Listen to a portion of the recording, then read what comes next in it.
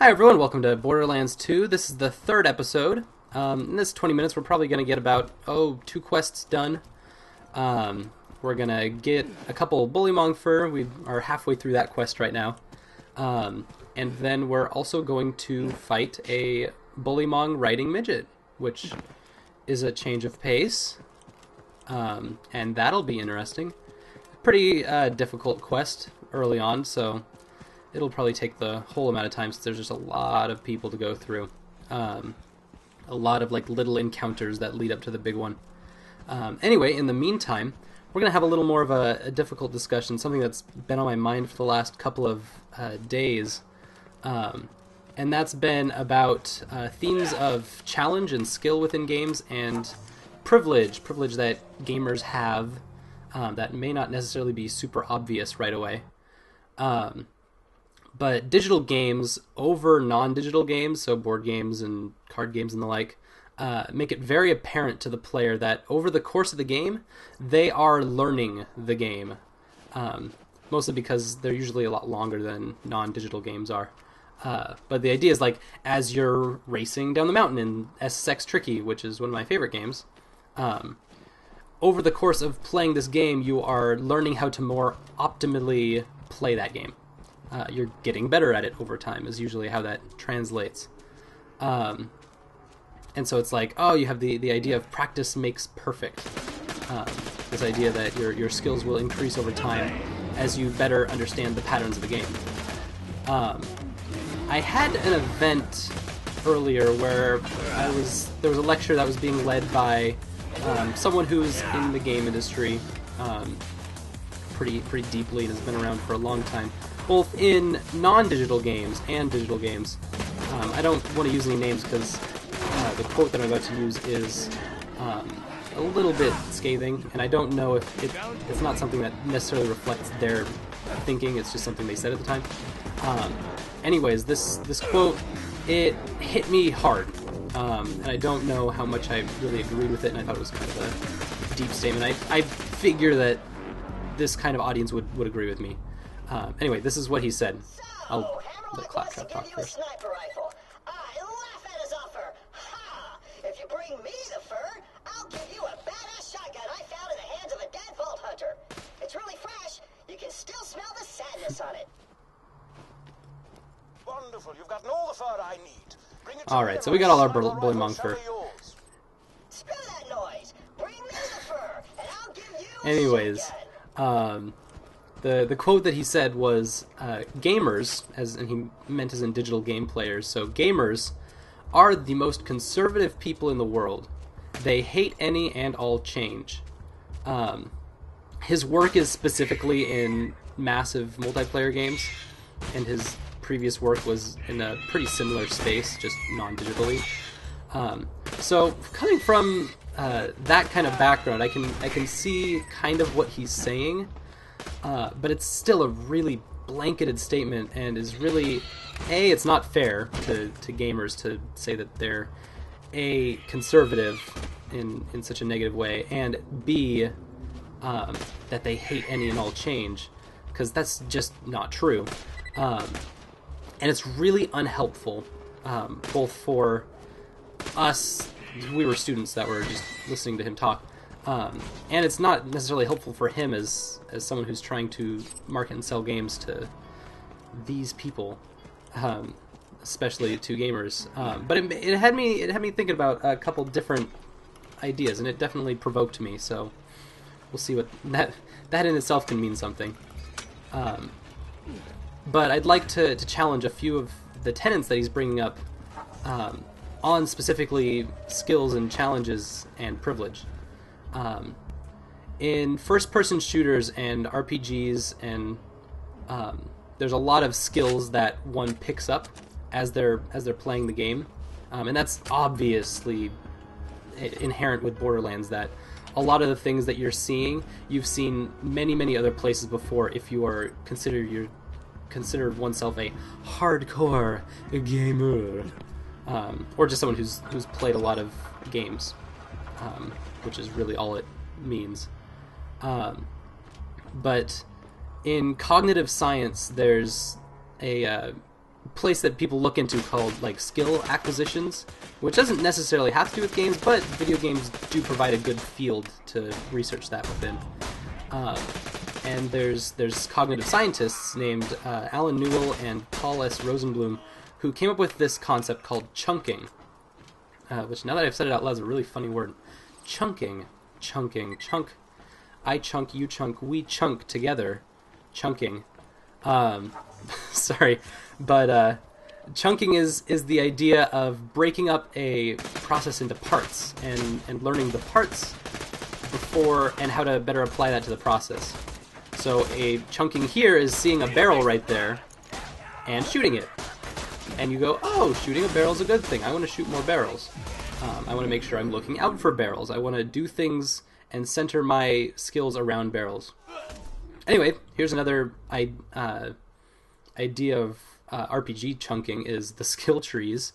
If you don't know what a skill tree is, basically they're extra bonus abilities that you get with every level to personalize your character in a bunch of different ways.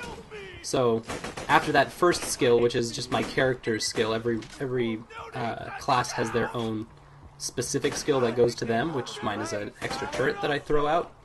We'll see that in just a second. But other characters have other things that represent them in different ways, and you choose not only a character with their specific skills, but also you can define that character itself based on what skills you choose. So that's kind of a quick overview of the skill tree. It has it separated in 3 different ways that you can go down. So the idea is that you can kind of build yourself in 3 different ways that help themselves. Anyways, I'm going to talk more about that when I talk about chunking in role-playing games.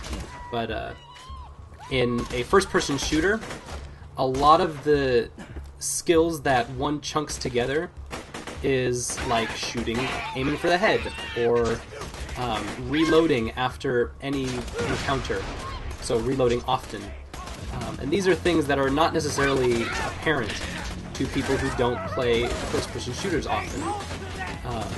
The bigger thing, way bigger than that even, and probably one of the hardest challenges that one faces when trying to teach someone how to play a first-person shooter, which is, as I've found, one of the hardest things to teach.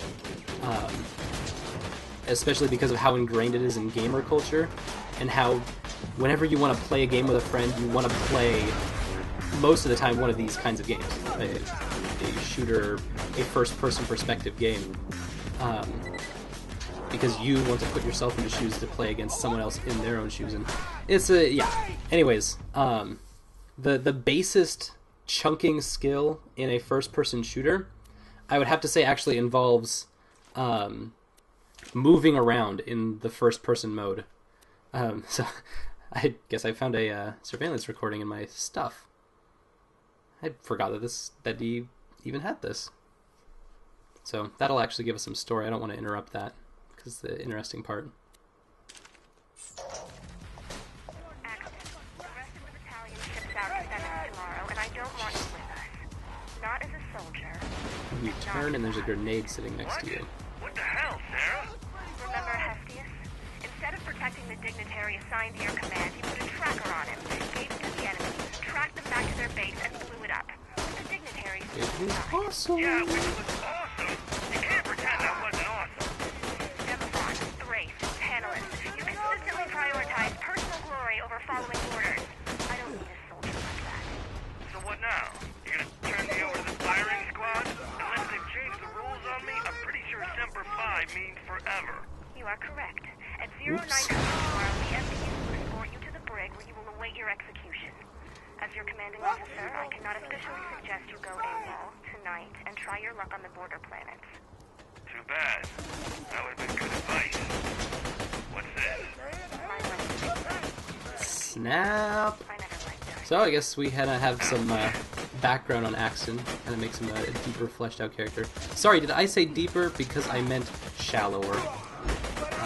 But I guess that's who I am, so I am the shallow one. Anyway, I was talking about the barest form of skill acquisition involved in first-person shooters being the idea of actually moving around in a 3D world like this, just using a controller. That, when you break it down, is such a weird thing. It is almost nothing like what you have, and at this point, it's kind of the one thing that we've, as gamers and in gaming communities and game development cycles and all these things, they've built up and up and up since Doom and Wolfenstein. And this is the one thing that's become like super invisibilized by all of the other things that have changed and grown and built upon up to this point in Borderlands 2, where we now have an entire RPG element that's tacked on top of being just a first-person shooter. Now, even in just the second one itself, the idea is that we don't even care about like moving in the environment or shooting, or these are things that are arbitrary. These are things you should already know. That headshots brutally do more damage than anything else. Now what we're playing with is the stats of a gun as a weapon, as a projectile force between two objects.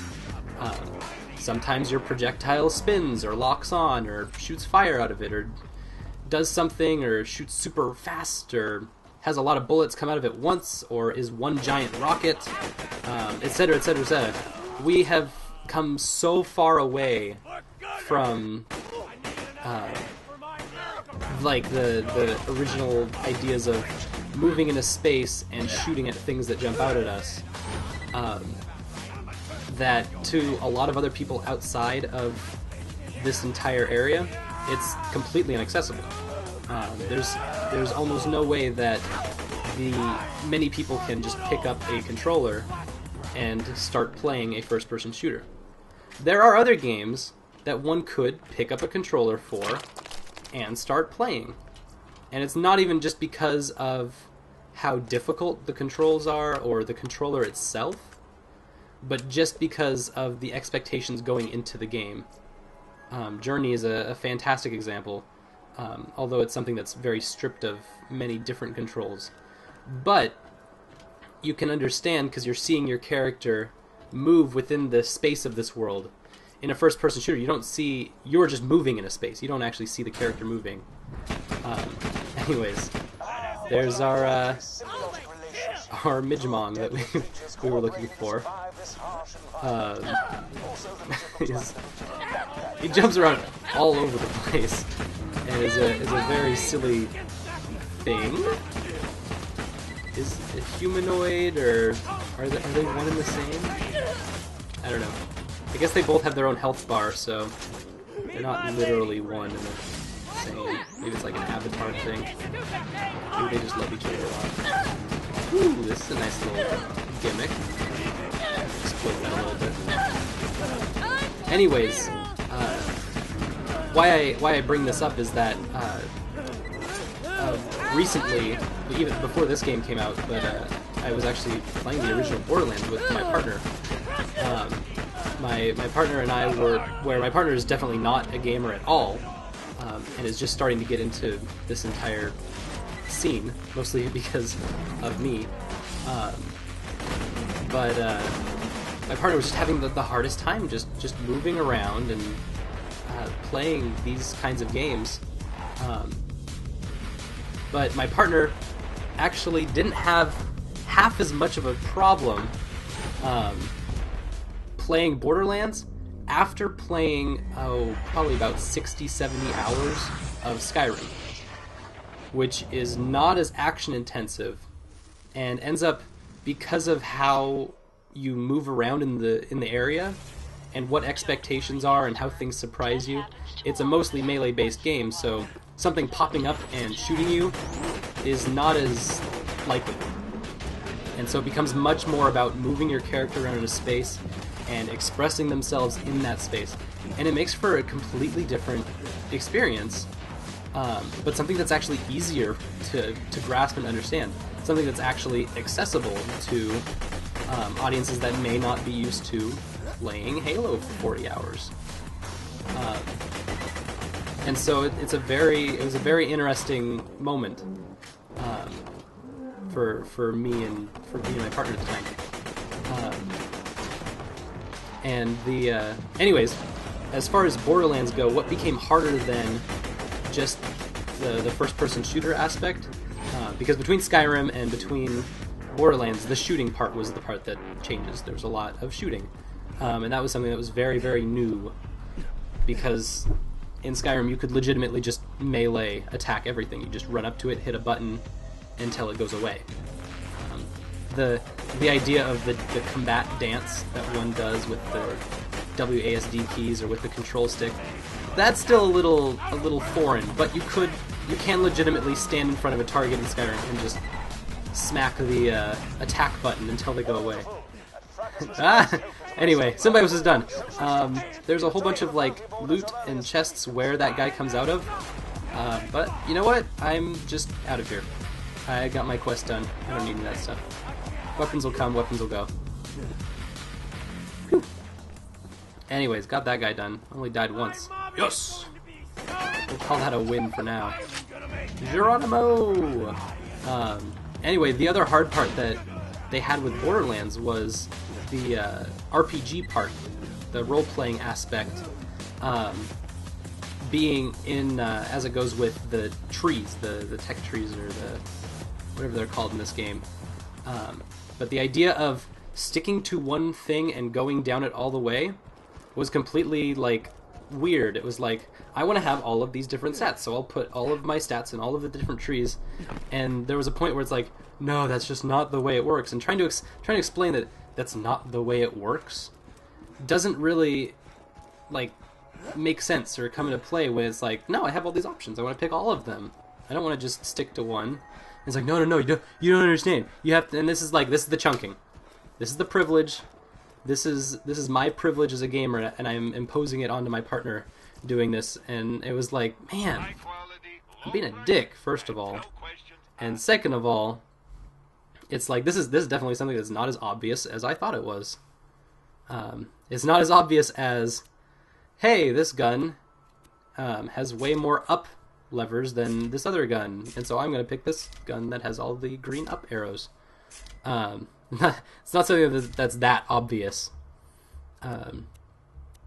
Anyways, to bring that back, and before we turn all this in and finish this all up, I want to bring this back to privilege that we have as gamers in games and in game design. And to put it in perspective, games are generally designed with gamers in mind. Not because there aren't new ways to play games, there's an infinite amount of ways that games can be made for all sorts of different players. But, there are designs that have come up in games that are both easy and repeatable. The first-person shooter is one of those kinds of designs. This is something that has become very ingrained in game culture and has become ingrained in game design culture.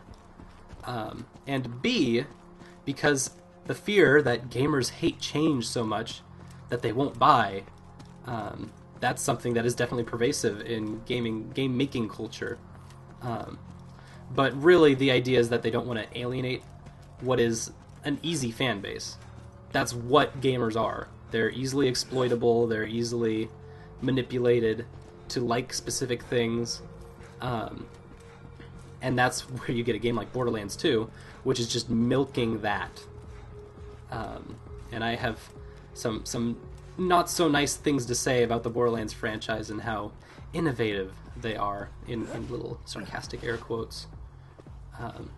Absolutely fun, just, you know, a little not very new. As one can see from the floating question mark and the 2 quests I'm turning in right now. But I'm going to get my shotgun, or sorry, not my shotgun, my sniper rifle, mostly because I cannot find, I have no idea where Claptrap is right now. Anyways, thank you guys for watching. I had a great time exploring this idea with you. Just understand that games are always designed for us, which is fine, except the games have evolved to a point to where they're near impossible for others to join in without serious help. And that is a problem. That kind of alienation is not helpful and does not help support the culture of games. Anyways, thank you so much, and I will see you guys on the flip side.